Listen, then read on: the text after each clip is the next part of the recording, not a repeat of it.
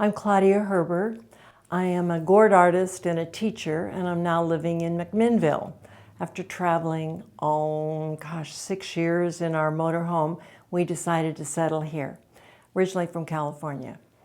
So let's see, background. Always interested in art, even as a little kid. My favorite, most exquisite memory is going to kindergarten, seeing that they actually had paint, paper, and an easel. Best day of my life. And it just went from there. I did formal art training for many years, even after I was old and gray, had kids, and did all my things. I still continued to take classes in watercolor or oil or figure painting or drawing, all of those things. So when I discovered gourds about 20 years ago, it's been a love affair ever since. It's a great way for me to execute all my art fantasies. And it's a continual push of seeing what I can do. I'm not an ordinary, I guess I can say that. I'm not an ordinary gourd artist. I'm not interested in, let me think. I'm not real interested in the native art look of gourds. I'm interested in fine art. So I'm interested in seeing if you can take an ordinary, beautiful, garden-grown gourd and turn it into a piece that a museum wants. Okay. So this gourd started out as a very humble vegetable growing in a field. And it grows on the vine for a year, and then the vine dies. There we go. So the vine dies, and you take it off, and then it sits for another year to dry. So therefore you get this wood-like surface. This particular gourd had a top on it. It was about like this, so I cut it off. I cut it, this one I dug this little trench, filled it with beautiful pieces of rock that actually a friend of mine from Arizona gave me. And you clean out the inside. Now this inside is full of little rocks, just because it's pretty to look at. So, but the whole inside would be cleaned out and, of course, sealed so that you don't, you actually will, let's say, put it this way, you will have a piece that will last another 100 years. So cutting them open, putting finishes on them, decorating them.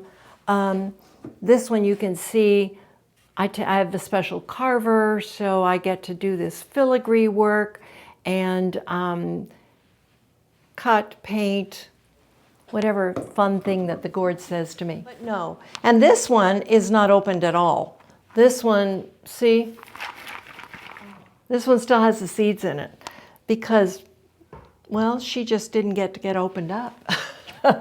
I like gourds that come from California and Arizona because they are thick-skinned. I don't know if you can see this, but this is very thick in here. It's about a ½ an inch thick, and which makes a big difference. For instance, I don't have one here. The gourds that are grown here in Oregon are thinner skinned. I don't know why, they just are. But there are a lot of people who still are growing them. But I like them, I order them from a couple of farms. The lady behind me probably took about a week to do. This one is 3 or 4 days. You know, it just sort of depends on how the spirit moves me, how quickly we go. And I'm lucky because I have a space to be able to create. Right, there isn't any instant although I'm truly an instant gratification person. And I find that it doesn't matter. I get in the flow of the whole thing, and there is going to be something beautiful at the end of that, and I know that. Are you a gourd artist? Oh, there's a huge community of gourd artists, absolutely. Right now, I have started what I'm calling the Northwest Gourders, and they're a group of people that get together every month and share their art, share their experiences, share ways of doing things, and we do that once a month. And that's been a new thing. So here was me, I came to town, a year ago, and found one gourd person, and then you find another, and so now we've gathered all these people together. So we have great fun playing. Do you have a website? We're under the umbrella of the what do they call themselves? The Basketry Guild of Portland, I think. I don't know exactly how that works. Anyway, so they publicize us, put us in their newsletter, and some of our members also are weavers, so they weave on to gourds. Something like this. They do this, but very fancy, wonderful things.